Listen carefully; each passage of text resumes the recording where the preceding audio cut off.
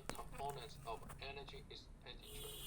Voluntary activity and non-exercise activities contribute to obesity. Increased food consumption is required for energy homeostasis of increased voluntary activity.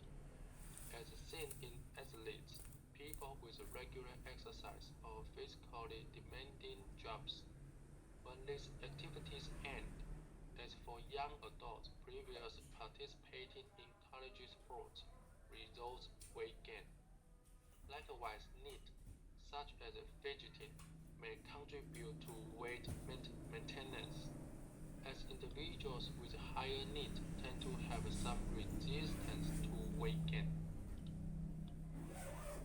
We have a theory that called body weight set point. Many individuals will maintain a constant weight over years and even decades, supporting the theory that there is a set point regulating food intake and energy expenditure so that the weight stays constant. In left figure, you can see that if obese people reduce obese, the total energy expenditure will decrease. So after that, the weight will become increased gradually, with the total energy expenditure decreased. Then never obese people. The set point theory is that a complex set of physiological adaptations maintains body weight. According to the set point theory, body weight is predetermined, such that weight loss promotes a decrease, while weight gain promotes an increase in metabolic rate that acts to restore body weight to a preset level. About energy flux. Energy influx means intake. Energy efflux means energy expenditure. The high energy flux, pairing high total daily energy intake with high total daily energy expenditure. The low energy flux, pairing low total energy intake with low total daily energy expenditure. We have to notice that high energy flux is not high energy influx minus efflux. So high energy flux is high energy intake and high energy expenditure. In this picture, we can see with the high food availability, the modern sedentary human like us in obesogenic environment, we have a large body mass, high fat-free muscle and adiposity, and high total daily energy expenditure, but high non-physical activity. This is high energy flux. And the modern active human in obesogenic environment, they maintain the high energy flux via high physical activity, not by obese.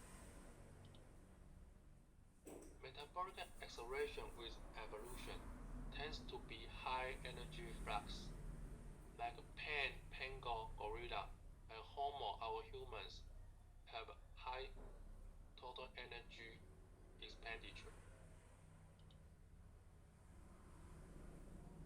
The constrained physical activity.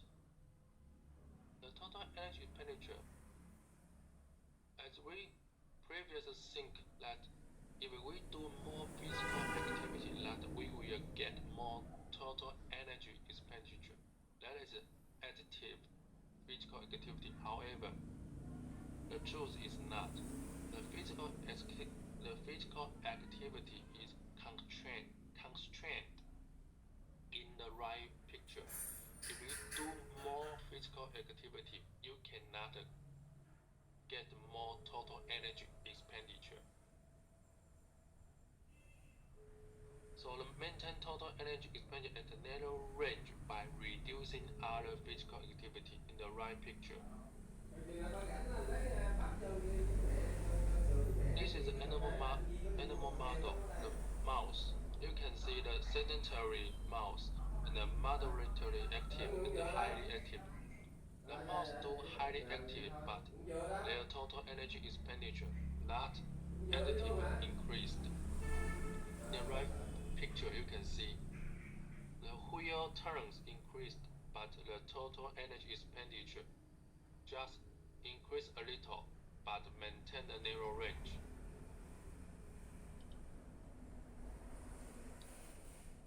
So how do we maintain the high energy flux? Point A and point B, they have the same total energy expenditure, but point A is sedentary plus obesity to maintain a high energy expenditure. But in point B, this one is active and lean, and A and B can maintain the same total energy expenditure. So the contribution of physical activity expenditure is substantially different between A and B.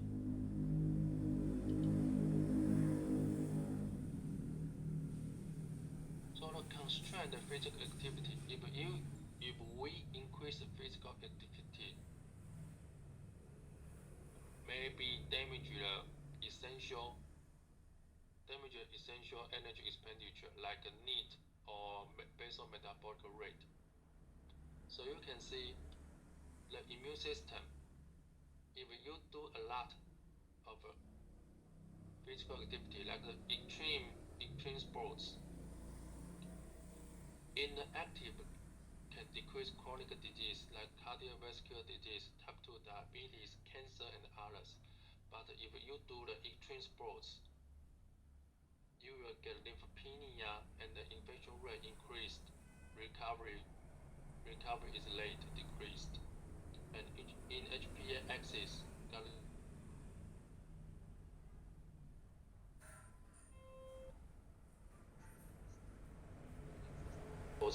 there may be dysmenorrhea and ovulation, sperm count might decrease and the libido might decrease.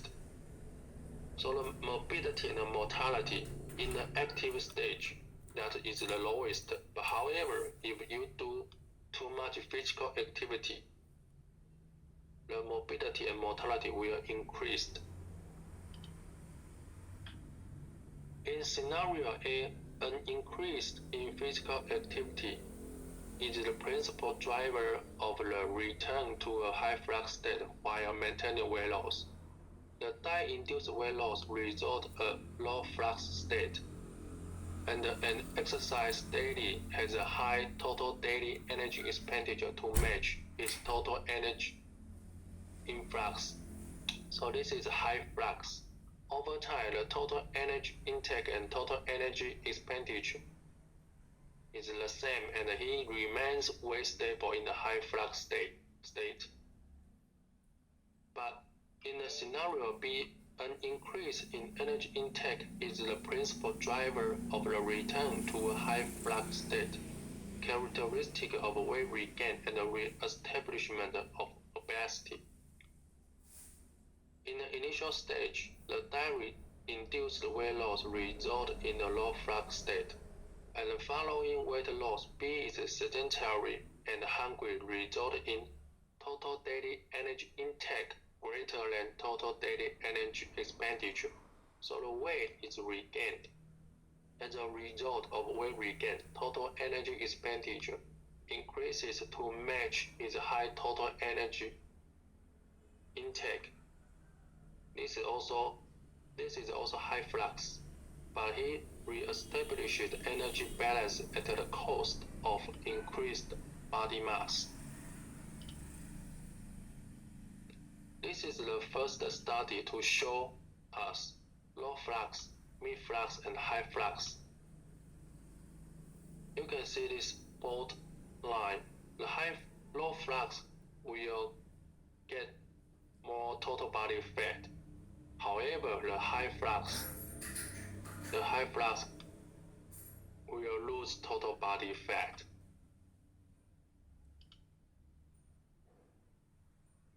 So before weight loss and after weight loss, you will become more hunger and your energy expenditure decreased. That is called its energy gap.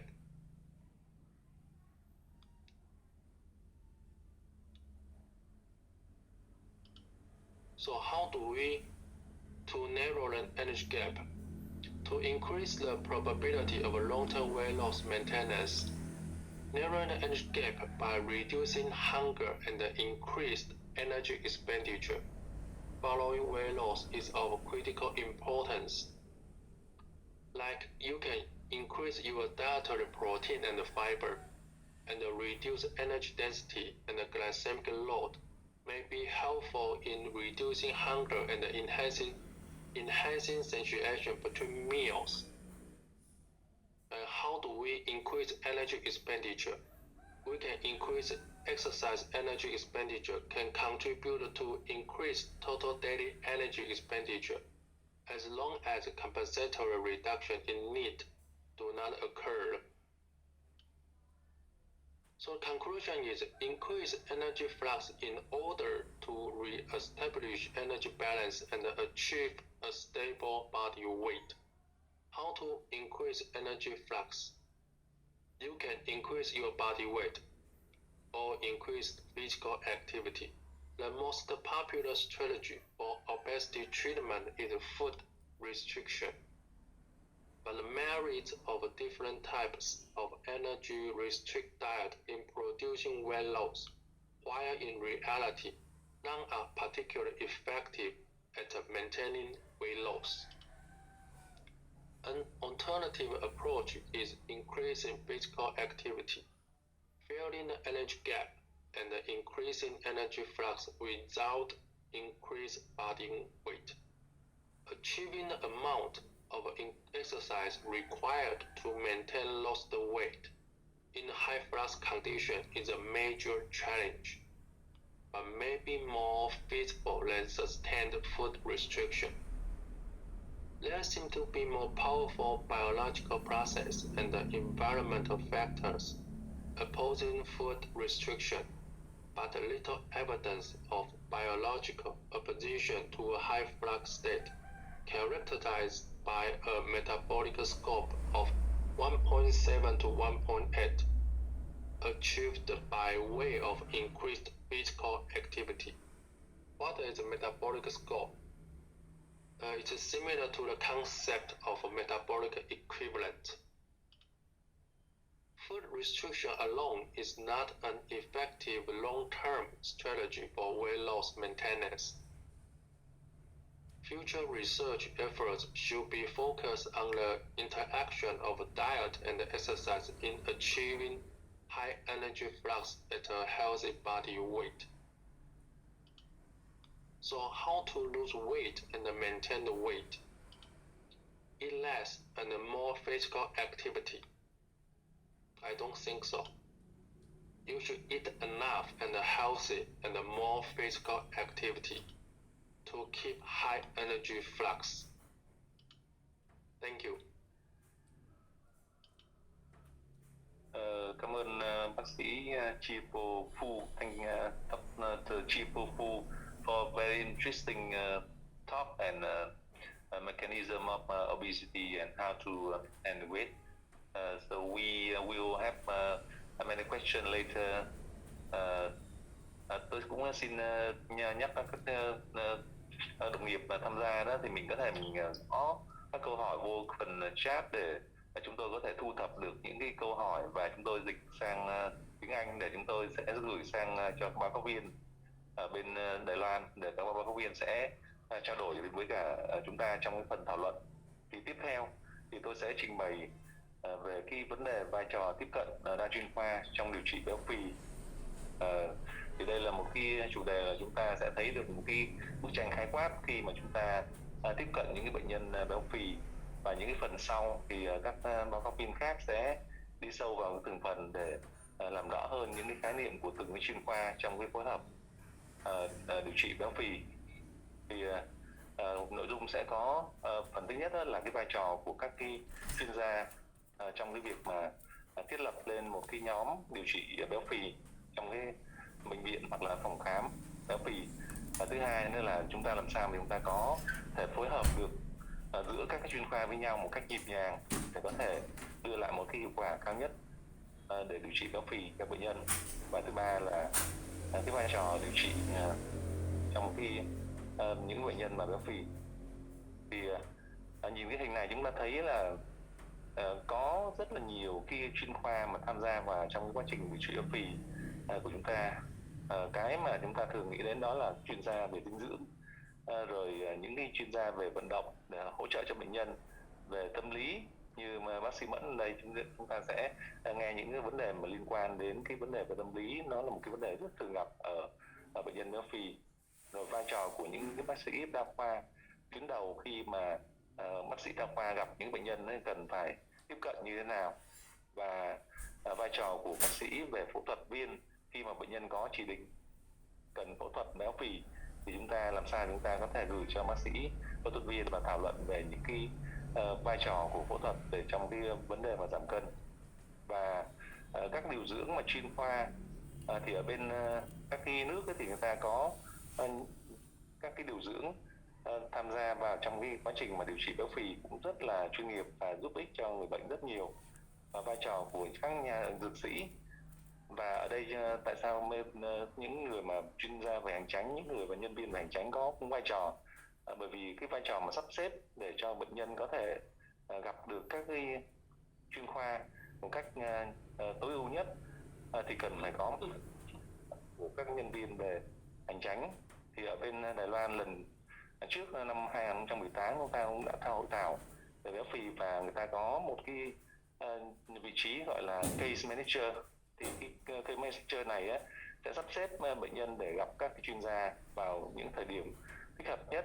Thì cái mô hình này cũng giống như một cái mô hình gọi là lấy người bệnh làm trung tâm, tức là chúng ta phải sắp xếp để làm sao phục vụ cho bệnh nhân một cách tối ưu nhất, cung cấp đầy đủ thông tin để bệnh nhân có thể quyết định. Và cái vai trò của cái người mà chuyên gia về y tế đó trong việc mà sắp đặt để tạo nên một cái nhóm mà điều trị đa chuyên khoa béo phì ấy, thì cần phải sự phối hợp chặt chẽ của rất là nhiều cái nhóm bác sĩ về dinh dưỡng, về tâm lý, về vận động, về nội tiết và về bác sĩ về phẫu thuật để chúng ta có thể tiếp cận bệnh nhân ngay từ khi mà bệnh nhân có cái nhu cầu đến khám ở phòng khám, và sau đó là chúng ta sẽ sắp đặt thì chúng ta sẽ khảo sát và đánh giá bệnh nhân, và khi mà có các cái thông tin đầy đủ á, thì cái nhóm về điều trị béo phì sẽ họp lại và sẽ bàn thảo và đưa ra một kế hoạch đường đi mà thích hợp nhất cho người bệnh, làm sao bệnh nhân đi đúng đường và có thể là trải qua những cái bước mà đúng như là chúng ta đã sắp đặt để đưa lại một cái hiệu quả tốt nhất cho người bệnh trong cái quá trình mà điều trị béo phì.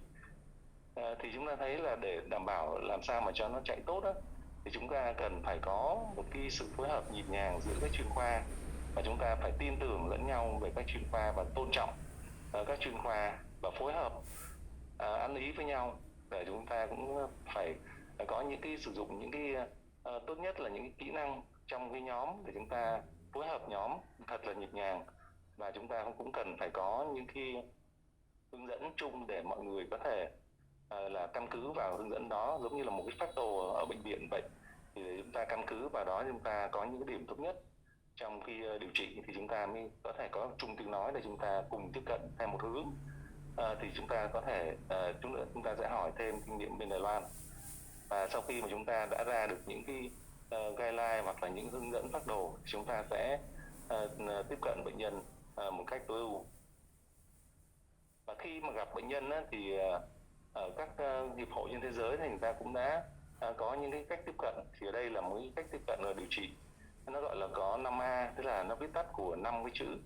Thứ nhất là ask, thứ hai là assess, thứ ba là advise, agree và assist.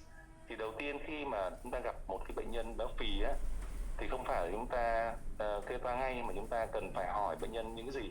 Chúng ta phải trao đổi bệnh nhân là cái mục tiêu của bệnh nhân là có muốn là trao đổi về cái giảm cân hay không. Đôi khi người ta đến khám với mình không phải là cái mục đích giảm cân, người ta lại đi khám về cái mục đích về những bệnh lý khác, cân nặng người ta không quan tâm, nên đôi khi không phải là mối quan tâm của bệnh nhân thì người ta sẽ không có theo. Nên chúng ta sẽ hỏi bệnh nhân có cho phép để mình thảo luận về cái cân nặng, mục tiêu bệnh nhân có phải là giảm cân hay không, để chúng ta có thể đi tiếp vào quy trình. Sau đó khi mà bệnh nhân đã đồng ý là tham gia vào quá trình mà điều trị về giảm cân, đạt được cái mục tiêu cân nặng, chúng ta sẽ qua bước thứ hai, đó là bước đánh giá về các mức độ nặng của béo phì. Rồi chúng ta sẽ đánh giá về các yếu tố về nguyên nhân, môi trường, di truyền, bệnh lý vân vân, và các biến chứng của béo phì nó đã xảy ra ở những cơ quan nào rồi, và chúng ta xem là có sẵn sàng cho khi khởi động điều trị hay chưa. Và kế tiếp là chúng ta sẽ đưa ra những cái lời khuyên, advice, về những cái khuyến cáo là làm sao khi mà giảm cân thì đạt được những mục tiêu, những đó thì có thể nó đưa lại những cái điểm lợi nào về sức khỏe, và chúng ta phải có những chiến lược về lâu dài điều trị để có thể duy trì cân nặng không bị tái tăng cân, giống như cái bài trước của báo cáo viên Đài Loan. Và một điểm kế tiếp là khi mà người ta đã đồng ý điều trị lâu dài rồi đó, thì nếu mà người ta đồng ý rồi thì chúng ta sẽ thiết lập và cùng với bệnh nhân đưa ra những cái mục tiêu thiết kế theo cái dạng smart nghĩa là sao, tức là những mục tiêu đó nó phải cụ thể và phải có cái tính khả thi với các bệnh nhân, chứ không phải là mục tiêu quá cao thì bệnh nhân sẽ không thực hiện được, và bệnh nhân sẽ cảm thấy là chán nản, và bệnh nhân sẽ bỏ quá trình điều trị. Và cái mục tiêu này cần phải được sự thỏa thuận giữa bệnh nhân và bác sĩ để đưa ra cái mục tiêu cho nó phù hợp với từng người bệnh. Để đạt được mục tiêu đó thì bệnh nhân khi mà đạt mục tiêu người ta sẽ có động lực, người ta đi tiếp. Và tiếp theo khi mà đã đặt ra mục tiêu rồi đó, thì đến cái bước thứ 5 đó là assist, tức là hỗ trợ bệnh nhân. Chúng ta sẽ cung cấp cho bệnh nhân những cái thông tin về ý nghĩa của cái việc mà giảm cân, rồi có thể những thông tin về ăn uống, về tập luyện vân vân, và phải hỗ trợ bệnh nhân từng bước. Và có một cái điểm quan trọng là chúng ta cần phải theo dõi. Nếu mà không có follow up và theo dõi thì cái khả năng chúng ta sẽ không đạt được mục tiêu về lâu dài. Thì cái đánh giá của bệnh nhân thì đầu tiên chúng ta phải đánh giá qua các cái yếu tố từ những cái vấn đề chung của bệnh nhân, đặc điểm của bệnh nhân, rồi đánh giá những vấn đề mà liên quan đến hoạt động của bệnh nhân, rồi trong những cái đánh giá về mối quan hệ xã hội, rồi những cái câu hỏi chúng ta đánh giá, ví dụ như đánh giá về tâm lý. Chút nữa bác sĩ Mẫn sẽ trình bày cho chúng ta những cái vấn đề về tâm lý. Rồi chúng ta sẽ khám về bệnh sử, rồi khám lâm sàng để phát hiện ra những cái rối loạn biến chứng của béo phì nó ảnh hưởng lên những vấn đề gì. Và tiếp theo là chúng ta sẽ hỏi về cái lối sống, về ăn uống và tập luyện của bệnh nhân có cần phải thay đổi như thế nào, để có cái kế hoạch thay đổi từng bước. Và sau đó là chúng ta sẽ làm những cái xét nghiệm cơ bản để đánh giá những rối loạn mà bệnh nhân hiện đang có. Và kế tiếp là sẽ xem là có cần phải làm thêm những xét nghiệm gì. Khi mà đã có những xét nghiệm cơ bản đó rồi, chúng ta sẽ có thể khảo sát thêm. Và cuối cùng khi mà đã tập hợp đủ thông tin rồi, chúng ta sẽ cho bệnh nhân đi tham gia vào các cái khám của các chuyên khoa trong khi điều trị với đa chuyên khoa. Và cái shared decision making, tức là cái người bệnh nhân người ta cần phải được cung cấp thông tin một cách đầy đủ cùng với cả nhân viên y tế để đưa ra một quyết định ở từng bước quyết định, chứ không phải là tất cả những cái quyết định là phải theo bác sĩ. Nếu mà bệnh nhân mà không có những cái tham gia vào đưa ra những quyết định thì hầu hết là tất cả những cái bước mà chúng ta làm nó sẽ thất bại và bệnh nhân sẽ bỏ. Nên đầu tiên chúng ta đánh giá như ban đầu. Phía tiếp theo là phải có những đánh giá về dinh dưỡng. Bác sĩ Điệp sẽ cho chúng ta những đánh giá về dinh dưỡng ở những bệnh nhân béo phì như thế nào, và đánh giá về vận động và kế hoạch vận động từng bước như thế nào, đánh giá về tâm lý. Và kế tiếp là chúng ta có thể, nếu mà có những chỉ định thì chúng ta sẽ giới thiệu sang bên các bác sĩ về ngoại khoa để có tư vấn thêm về các kế hoạch mà khi nào thì cần phải phẫu thuật để giải quyết vấn đề giảm cân. Và cái vai trò của cái thảo luận đa chuyên khoa sau khi mà đã đánh giá ở từng chuyên khoa rồi đó, để đưa ra một cái hướng tiếp cận thống nhất ở trong cái nhóm, để đưa ra một hướng mà tối ưu nhất để chúng ta có thể giảm cân và duy trì cái cân nặng cho người bệnh. Và chúng ta sẽ thảo luận với bệnh nhân cái kế hoạch mà nhóm đưa ra, và cho bệnh nhân hiểu là cái kế hoạch của bệnh nhân sẽ đi từng bước như thế nào, và chúng ta sẽ theo dõi định kỳ, có thể là 3 tháng, 6 tháng, và chúng ta sẽ theo dõi về lâu dài để chúng ta cố gắng làm sao chúng ta giảm, duy trì được cái cân nặng giảm. Và đây là một cái hình người ta đã cho thấy rằng nếu mà chúng ta không có theo dõi về thời gian thì cái cân nặng nó sẽ tái tăng cân trở lại một cách rất là nhanh chóng sau khi mà chúng ta ngưng can thiệp. Và cái quá trình theo dõi đó sẽ giúp chúng ta duy trì được cân nặng theo thời gian, mặc dù nó có thể hơi tăng nhưng mà vẫn có thể duy trì được. Người ta khuyên là chúng ta ít nhất là trong một cái chương trình mà béo phì chúng ta phải theo dõi được bệnh nhân ít nhất là 1 năm để chúng ta hỗ trợ bệnh nhân một cách tối đa để đạt đến mục tiêu. Khi mà bệnh nhân đã hình thành một cái thói quen thì lúc đó hy vọng là cân nặng nó không tái tăng cân trở lại. Và có rất là nhiều cái rào cản làm cho chúng ta khó khăn trong cái quá trình mà theo dõi về lâu dài. Có thể là những cái vấn đề về môi trường, rồi đi lại, vấn đề về xã hội, rồi vấn đề về có nhiều cái hội tiệc tùng quá cho nên bệnh nhân cũng không có đi tái khám, hoặc là những vấn đề về cảm xúc, hoặc là những cái vấn đề về kỳ thị làm cho bệnh nhân rất là ngại mà đi tái khám, hoặc là những cái gọi là những cái niềm tin mà đi vào những cái vấn đề mà tiêu cực á, thì về cân nặng nên người ta cũng ngại tái khám, hoặc là những cái thói quen mà xấu, hoặc là những cái không có thời gian. Và như vậy là chúng ta về điều trị về béo phì thì cơ bản là chúng ta sẽ có những biện pháp mà thay đổi về lối sống, và sau đó nếu mà không có đạt được hiệu quả chúng ta sẽ tăng cường thêm thuốc.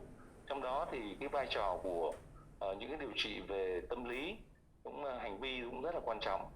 Có những bác sĩ chuyên gia về tâm lý để trao đổi với bệnh nhân về các hành vi để thay đổi, vì cái tỷ lệ mà bệnh nhân bị béo phì có rối loạn về tâm lý rất là nhiều, và đặc biệt là những bệnh nhân bị trầm cảm, rất nhiều rối loạn giấc ngủ vân vân, thì sự can thiệp của các chuyên gia về tâm lý cũng sẽ rất có lợi cho bệnh nhân để giúp cho bệnh nhân có thể là đồng hành với cả cái quá trình mà điều trị béo phì.